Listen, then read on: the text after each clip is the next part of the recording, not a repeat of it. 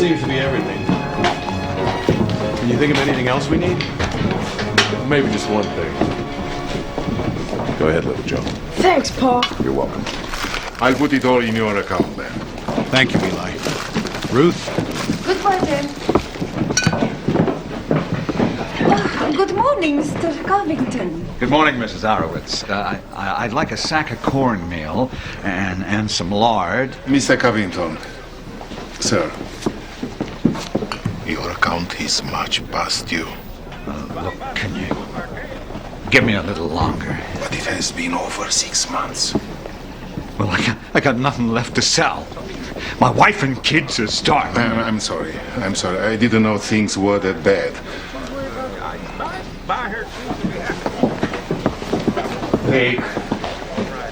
Take this. It's a gift. Charity? I don't take no charity. No. I ain't gonna have you turning me into a beggar. Mr. Covington, please.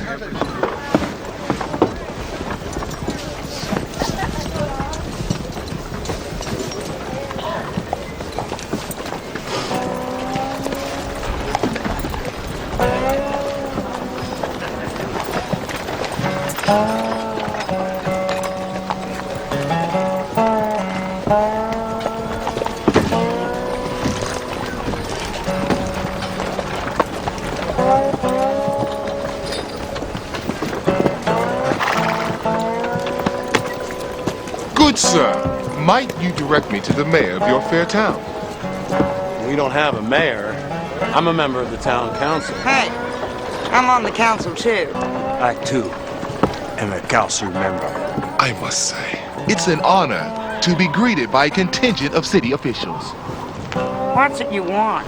Madam, I am Samuel Jervis Washington, grandson of Joshua Holcomb Washington, personal slave to the first president of these United States of America, George Washington. Upon the great man's death, my grandfather was freed, as was my father too, and I, of course, was born a free man.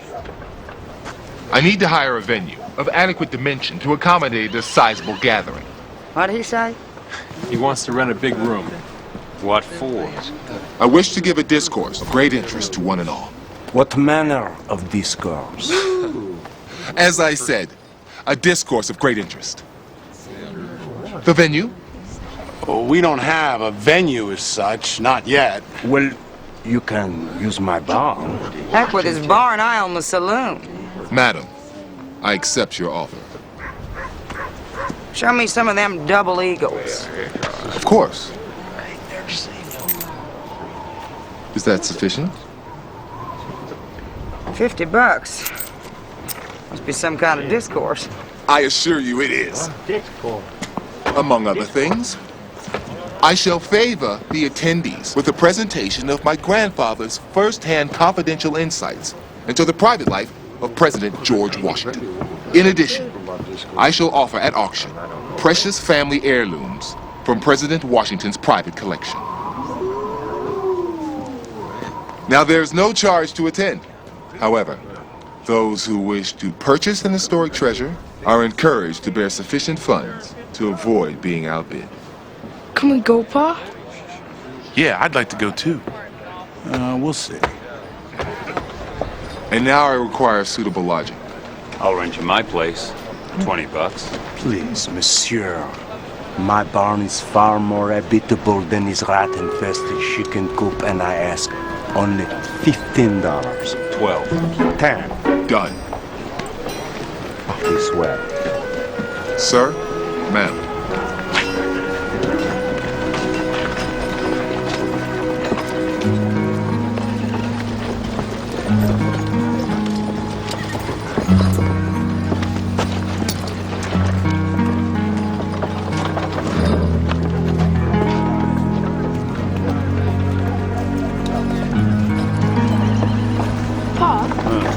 Mr. Washington didn't say when his discourse is.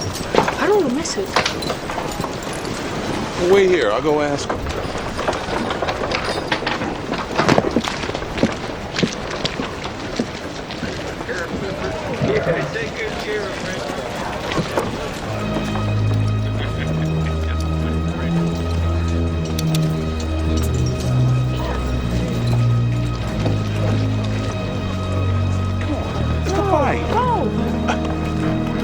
sure you don't want to do this.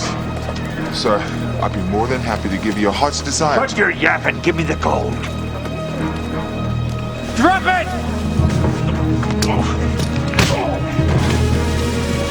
Drop it!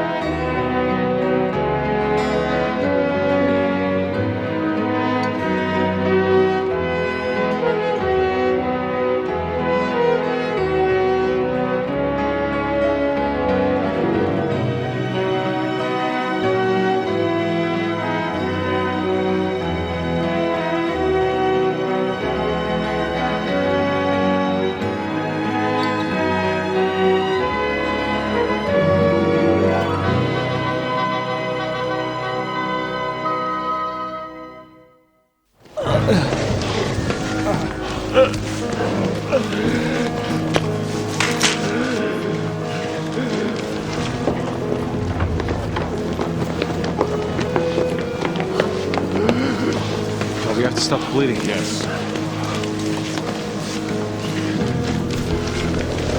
There's too much blood.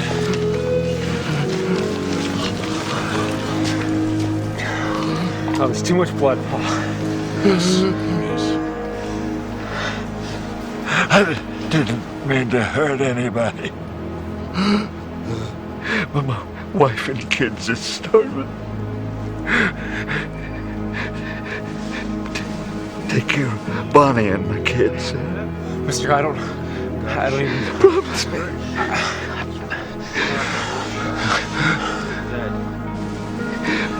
Promise me. That looks like right cut. All right. Promise. Promise.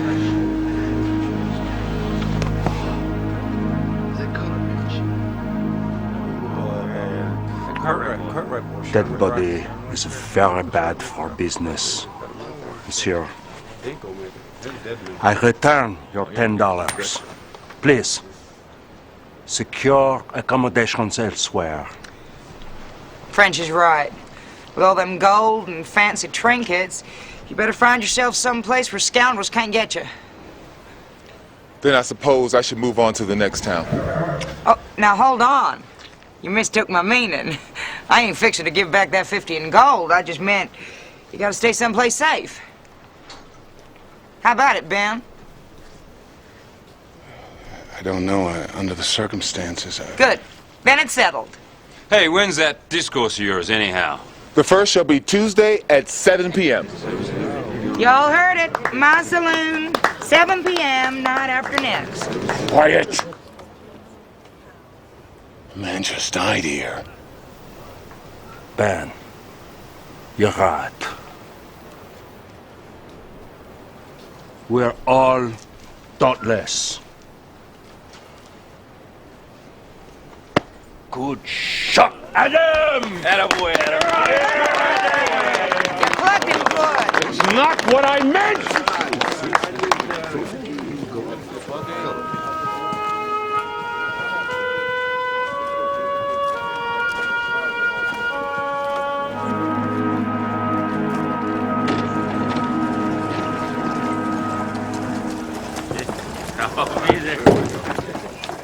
I'm just saying, if it was me shot and killed a man, there'd be hell to pay. Yeah, but you wouldn't be a kid defending your paw now, would you? Still, there ought to be a trial or a hearing or something. Well then, I am a founding member of the Eagle Station Town Council. And I say that Adam is innocent. But I'm just saying... Jack, there ain't gonna be no trial, all right? Now just shut up and have another drink. All right, that matter's settled.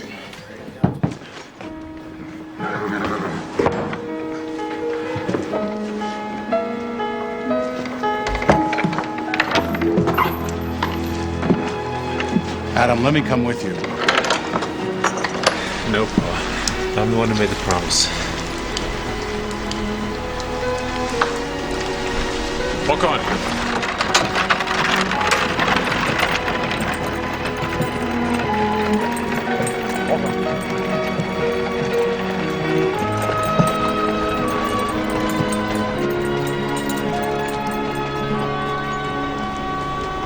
join us for dinner. Thank you. Sir, you gonna get President Washington's things out sometime soon? But now that you mention it, little Joe, I should take inventory and polish everything. Would you care to assist me after dinner? Sure would. Emma, run and help your brother Tad. Thank you, Tad. Now, I want you two to water all the plants. Be sure not to waste the water, though, because then you're going to have to lug that big old bucket down the street again.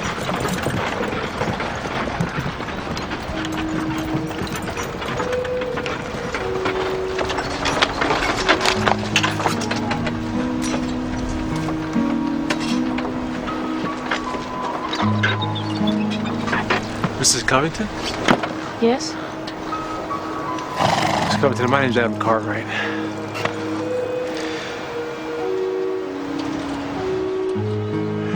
I need to speak with you privately, please. Emma, Tad, run on inside and stay there. But, Mom... Emma, go on and take your brother with you.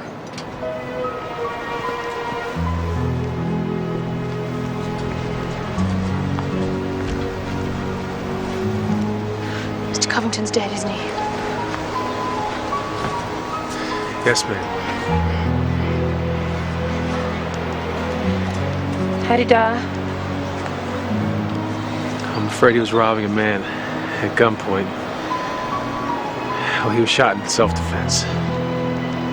Was anyone else hurt? No, ma'am. Thank God.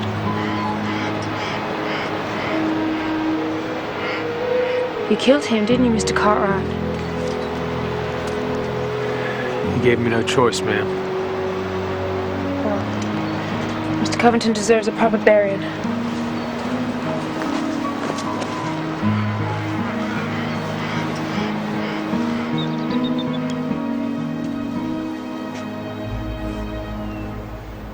What's this? This is George Washington's writing quill. The very quill he used to sign the Declaration of Independence. Golly! What's in that box?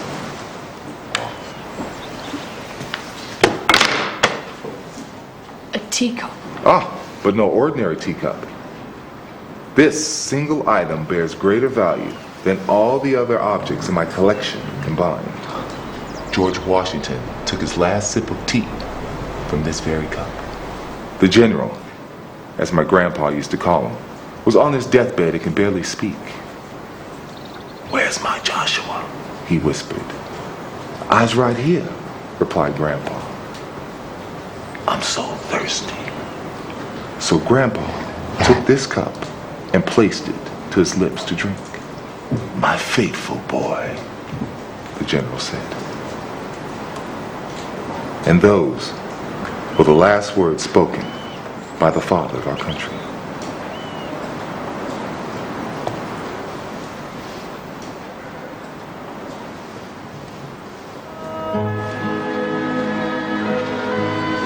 I brung Mr. Covington's good book. Can't none of us read, but before we left Missouri, a preacher marked the place with the right words to say if one of us was killed coming west. I'd be much obliged if you'd read it over Mr. Covington now.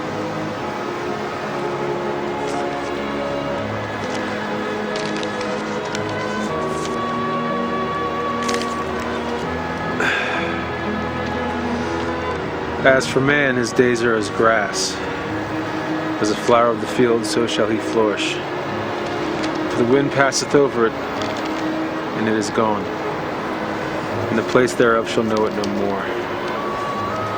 To such as keep the Lord's covenant, to those that remember his commandments, the Lord has prepared his throne in the heavens, and his kingdom ruleth over all. Bless the Lord, O my soul. Where's Papa? Oh, your Papa's gonna be in the bosom of Abraham. You say goodbye to your Papa. Bye, Papa. Bye, Papa.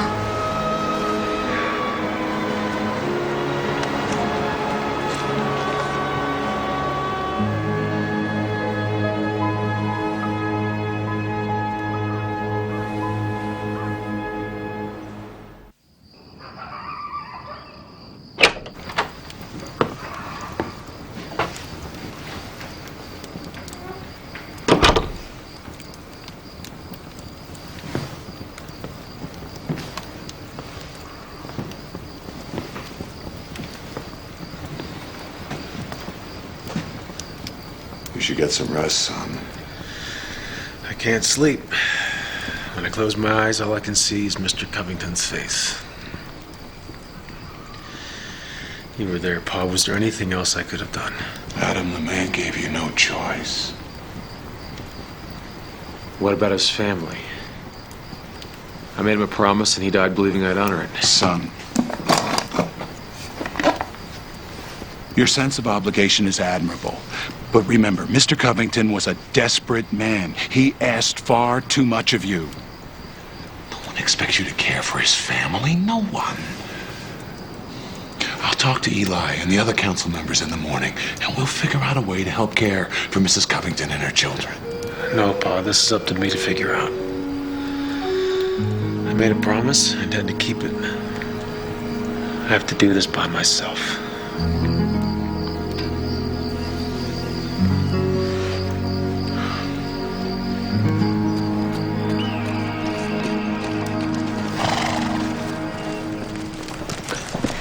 Morning, Mr. Cartwright. Adam, please. Call me Adam, Mrs. Covington. Well then, you can call me Bonnie. All right.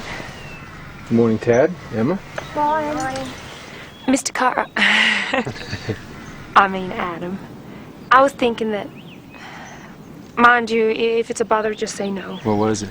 Well, the way you read the good book over Mr. Covington, that was beautiful. I was wondering, could you teach me to read like that? I mean, if I can read, then I figure I can teach Emma and Tad here. Fine. I'd be happy to. Really? Really. Thank you. Thank you so much. I brought you a few things. Why did you bring us? Emma, mind your manners. I brought you some things so your mama could cook you up some really good food. Now here, run that inside and come back for some more. Mr. Adam, you didn't have to do this. I know. I want to. Just until you're back on your feet. Adam, I can't thank you enough.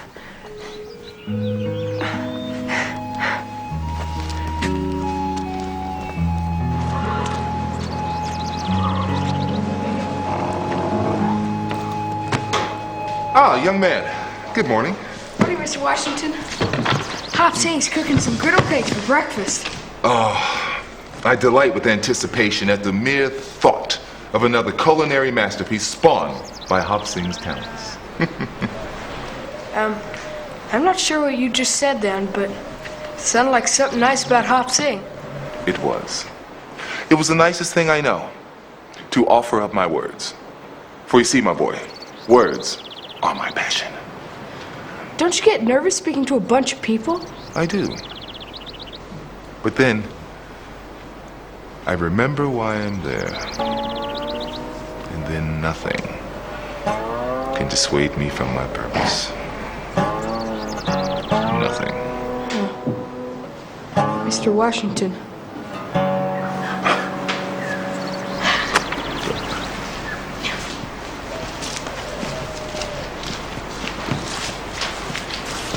Dang it, Pa. You gotta say something to Adam. About what? His chores.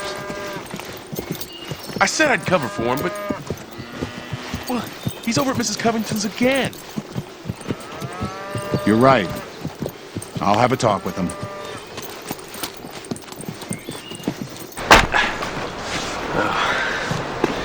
Thank you.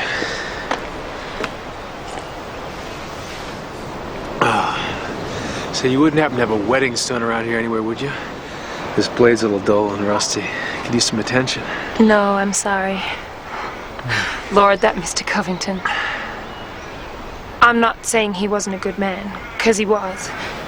But, well, there's a lot around here that needs some attention. You want some more? No, this is fine, thanks.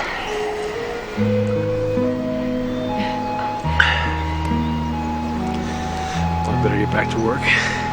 Right.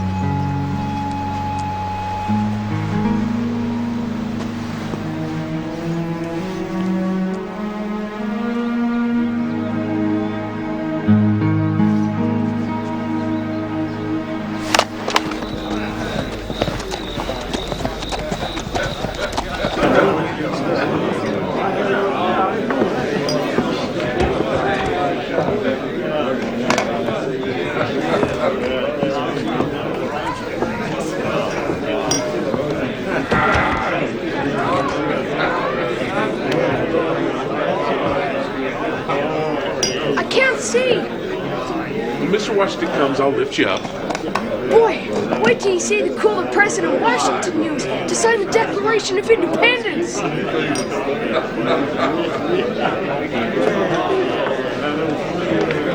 Eli is very excited. He loves the American history. What is it? Nothing, Eli. All right, everybody. All right, everybody, shut up. Now, I want you to remember that the bar is open through the whole discourse. And if this colored fella's storytelling's any good, I'm gonna bring him back. And if you see anything that you like, you're gonna have a chance to buy it.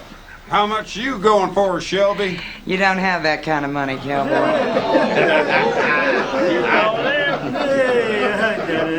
All right, presenting Mr. Samuel Washington.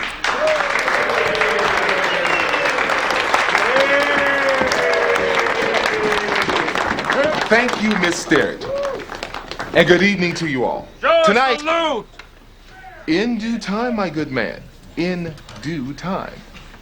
But first, I shall speak of things unspoken, tale of events not recorded in any history book, tales that will shock, stories that will frighten, anecdotes that will amuse, each of them true. And to illustrate my narratives, I shall present an authentic object used in each of the actual events. This Currier and Ives volume contains beautiful color lithographs of each of the items in their original settings, thereby verifying their authenticity. Like this weapon. On the morning of July 11th, 1804, two refined gentlemen met on the dueling field near Weehawken, New Jersey. Their hatred for each other was fierce. Even so, their seconds attempted to settle the matter in an amiable fashion. But neither gentleman would hear of it. The only way that they would be satisfied was when one of them lay dying upon the ground. The gentleman paced away 10 paces from one another. 1, 2, 3, 4, 5, 6, 7, 8, 9, 10. They turned and fired.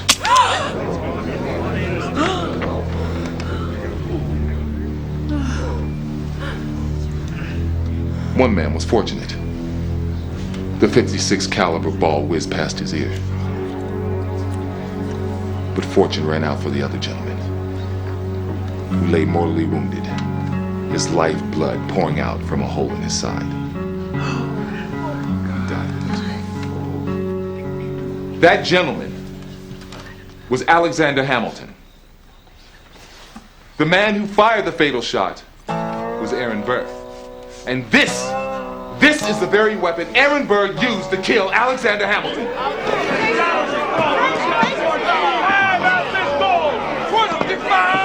Got a bit, Paul?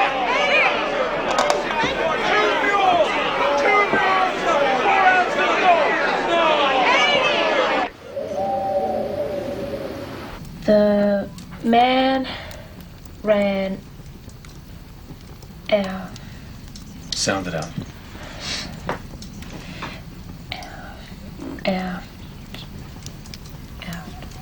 After! The man ran after the cat. That's it. Very good.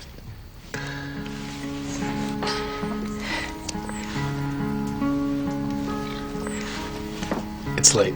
I should head home. Oh, I want you to take some of my confritas with you. Oh, that's not to say we ain't thankful for all the good things your friend Mr. Hop Sing made us, but, well, try one.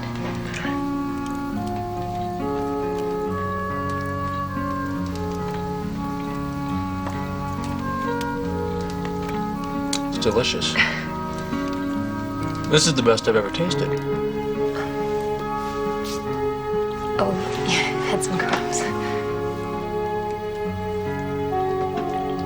No, those fritters are as good as in a restaurant. Oh? It's true. Mama? Tad, you should be asleep. Mr. Cartwright? Yes, Tad? Mr. Cartwright, you know who killed my papa, don't you?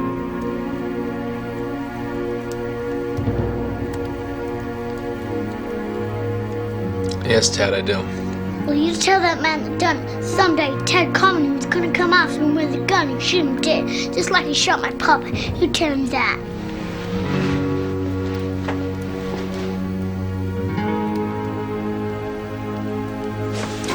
I should go.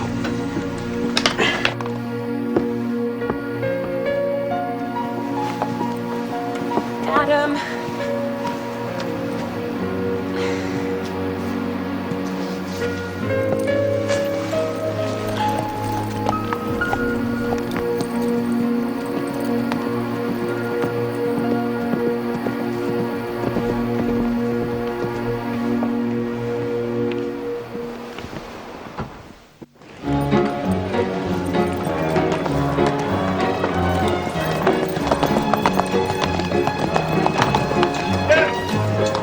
Look at this, what I have.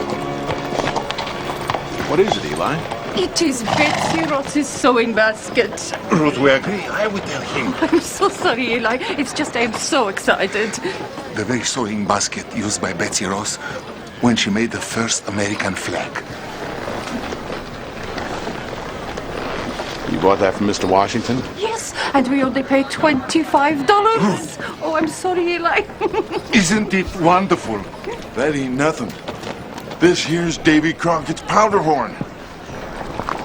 And Jack Golliver's Jenny.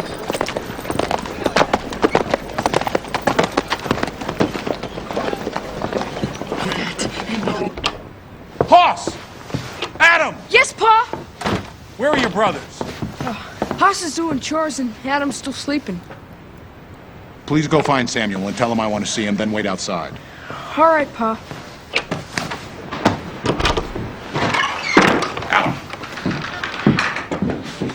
Adam! It's almost 8 o'clock. Sorry. You've been neglecting your chores, Adam. Hoss is fit to be tied, and with good reason. I have to help out Bonnie. I mean, Mrs. Covington. Sit down.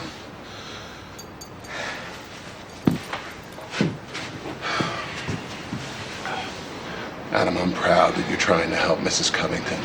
But giving up your own life, neglecting obligations to family and friends is wrong. If you really want to help Mrs. Covington and her children, help her become self-sufficient. But, Pa, she's all alone. And she's a woman. There's a way if you look for it. But you will never see it if you're too busy taking care of her. Do you understand?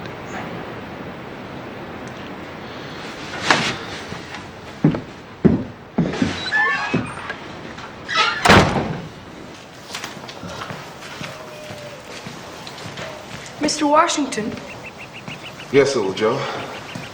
how come you haven't sold this teacup yet? Hoss said somebody offered you $100 for it. I've sworn to never sell it for less than $500. $500? Nobody's got $500. Someone does. Oh, yeah, Mr. Washington, Pa wants to talk to you. Thank you, little Joe.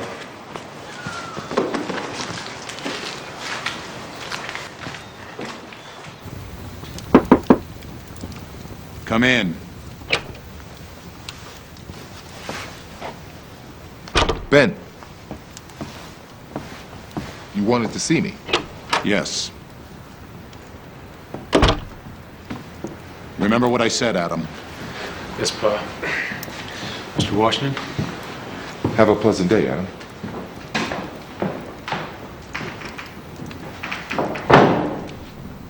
Before I came out west, I lived in a lot of different places. I saw a lot of different things.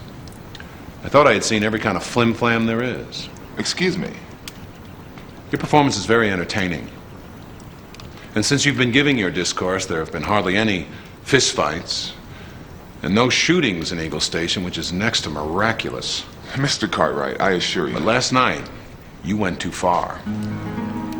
Two friends of mine, dear friends, people to whom I owe more than you can ever imagine. You cheated them. I don't know who you're talking about. Oh, yes, you do. Eli and Ruth Orowitz. They're new immigrants who had to struggle and suffer to get here. They lost both their children to the fever coming west. And last night you sold them Betsy Ross's sewing kit for $25. Do you know how long it takes them to earn $25? This is no longer a harmless hoax. Tonight will be your last discourse.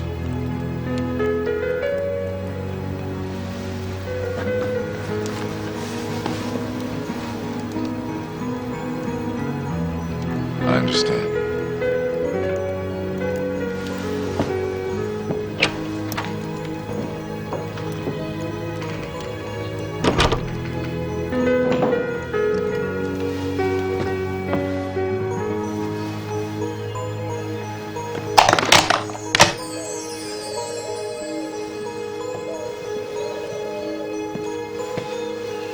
Little Joe! Oh no! Look what you've done! I'm sorry, Mr. Washington. I'll save up every penny I earn until I pay you back. I swear, I never meant to. Get out!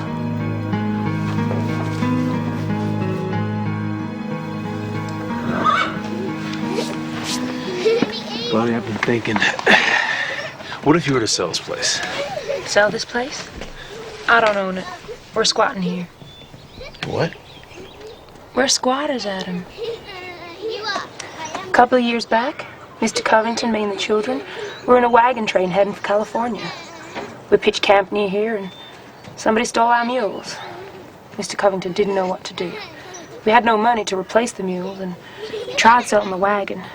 But let me tell you, them Conestoga wagons are expensive in Missouri. They ain't worth spit out here. So, we didn't know nobody and we didn't have anything.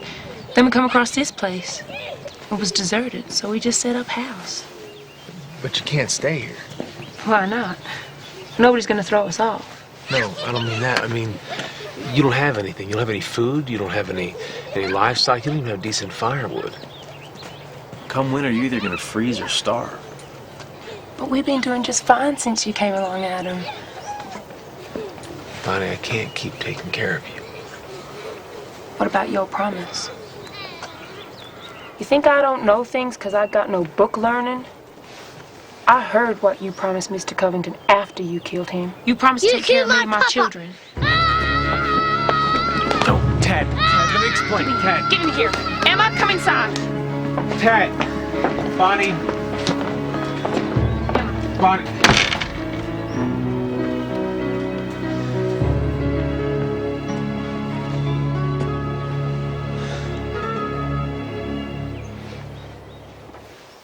Up until this very week, I thought that history was just about as dry as a mouthful of sand in the desert. But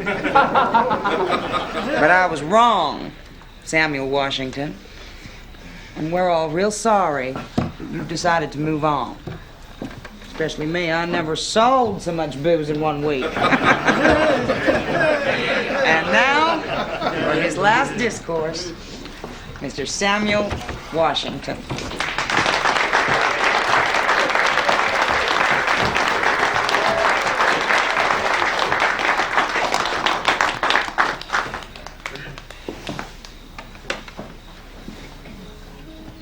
I only have one discourse tonight. It is a story of a man who's a liar and a cheat. A man who takes advantage of a kind and trusting people because of an anger deep inside of him. In this story, you folks are the kind and trusting people.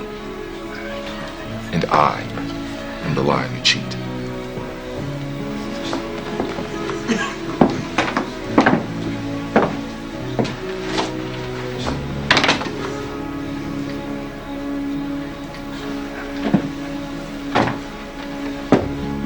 I told you that this was George Washington's teacup given to me by my grandfather. I told you that this is the most valuable object in my entire collection.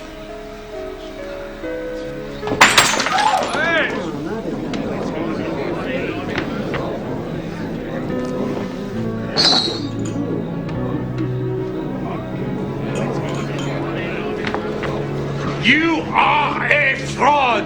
Now that is the truth. I'm gonna rip Daniel down. Boss, why do you stop him? He is a scoundrel and a thief. A scoundrel, yes. But I still have all your money, and I will repay every cent. You better, or you're done for. All I ask is that you allow me to formally apologize by telling just one more story.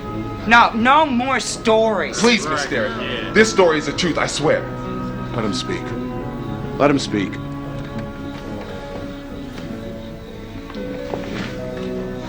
My name is not Samuel Washington. It is Samuel Newborn, my plantation master's Christian name. And I am not the grandson of George Washington's slave. I didn't even know who my grandfather was, or my father, or even my mother. For you see, hours after I was born, a white man had ripped me from her arms and had sold me. But you said you were born a free man. I also said I lied. I am not a free man. I'm a fugitive. I was a field slave. But I fell in love and I married a beautiful house slave by the name of Leah. And Leah knew how to read. Leah would sneak books out of the master's house and she would give them to me. And I would read. I would read, Lord, I would read everything. A whole different world opened up to me. A world that I wanted to share for my child. Because Leah was going to give me a baby. But one day, she dropped one of the master's teacups, and it broke. A teacup, just like this one. The master got angry. So he picked up a fireplace poker and he beat my Leah, an unborn baby, to death. That's when I decided to run away to the free territories. Only thing I knew was picking cotton. And my words, my precious words. How do we know you ain't lying now? Yeah.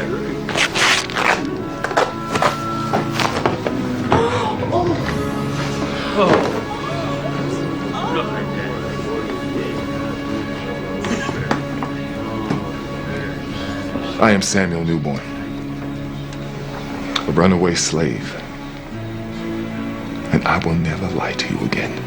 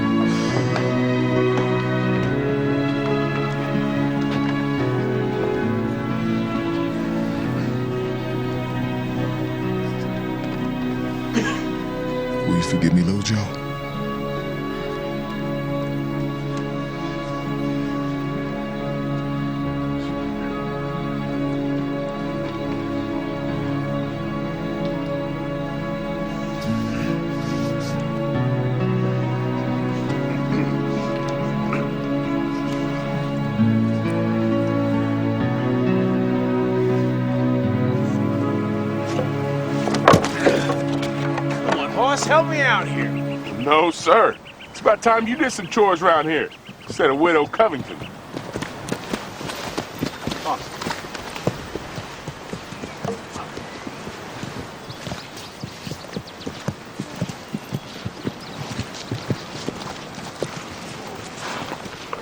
Well, I've returned all the money that I could. But many people who have purchased items from me have scattered the parts unknown. Well, what are you going to do with the rest of the money, Mr. Washington? Mr. Newborn? Well, I've decided it goes to the most deserving man I know. The man who saved my life. Adam Cartwright, I present to you $200 to do with as you wish. Oh, I'm sorry, I can't accept that. Ah, but I insist. $200? What are you going to do with all that money, Adam?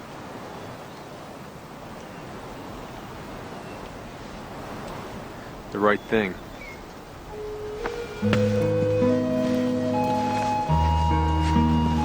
Where's he going?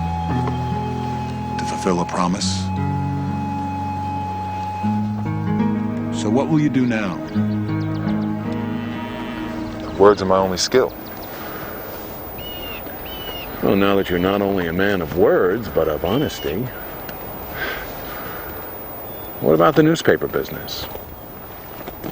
Eagle Station needs one, and a town really isn't a town until it has a newspaper. Ben, I'm flattered in your confidence in me, but I know nothing of the newspaper business. Before the Ponderosa, I knew nothing of ranching. Then how have you managed? Friends and neighbors.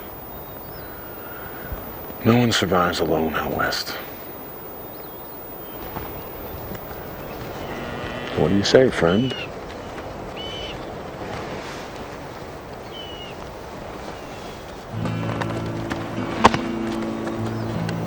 With the support of the Cartwrights, I believe anything's possible.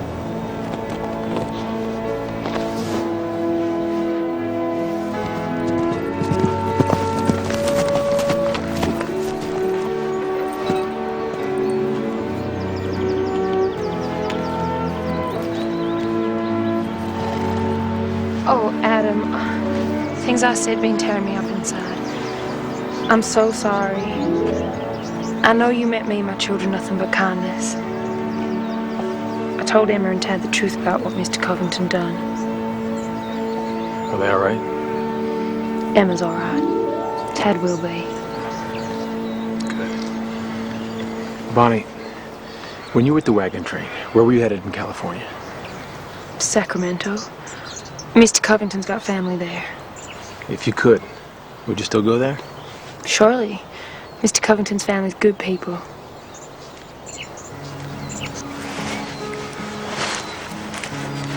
I want you to have this.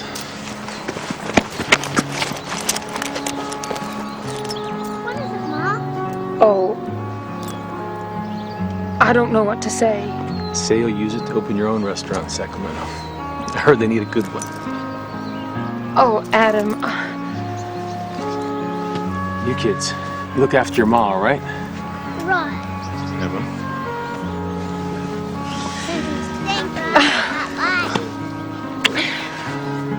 Oh,